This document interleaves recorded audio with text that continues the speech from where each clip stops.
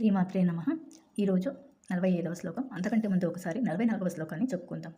ఉత్సన్న కులధర్మాణం మనుష్యాణం జనార్దన నరకే నియతం వాసః భవతీత్యనుశుశ్రుమ.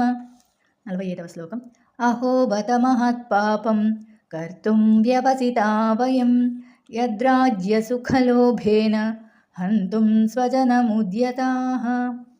అహో అంటే అయ్యో, బత అంటే నిజంగా, మహత్పాపం పెద్ద పాపకార్యము, కర్తం చేయడానికి, వ్యవసిత నిర్ణయించుకున్నాము, వయం మనము, యద్రాజ్య ఎందుకంటే, యద్రాజ్య సుఖలోభేన ఎందుకంటే రాజ్య సుఖములపై కాంక్షతో, యద్రాజ్య సుఖలోభేన ఎందుకంటే రాజ్య సుఖములపై కాంక్షతో, హంతుం చంపడానికి, స్వజనులను అంటే సొంత బంధువులను, ముద్యతాహ సిద్ధంగా ఉన్నాము, స్వజనులను సొంత బంధువులను చంపడానికి సిద్ధంగా ఉన్నాము.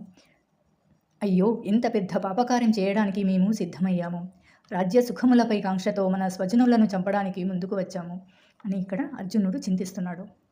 జరగబోయే యుద్ధం వలన వచ్చే ఎన్నో చెడు విశేషాలని అర్జునుడు ప్రస్తావించాడు. కానీ ఈ దుష్టులను సమాజంలో వర్ధిల్లనిస్తే దుర్మార్గమే వ్యాపిస్తుందని అర్జునుడు చూడలేకున్నాడు. అందువల్ల ఆయన స్వజనులను చంపుతున్నాను అన్న బాధను వ్యక్తం చేశాడు కృష్ణుని దగ్గర. శ్లోకాన్ని ఇంకొకసారి చెప్పుకుందాం. అహో బత మహత్పాపం కర్తుం వ్యవసితా వయం యద్రాజ్య సుఖలోభేన హంతుం స్వజనముద్యతాః. 46వ శ్లోకాన్ని రేపు చెప్పుకుందాం.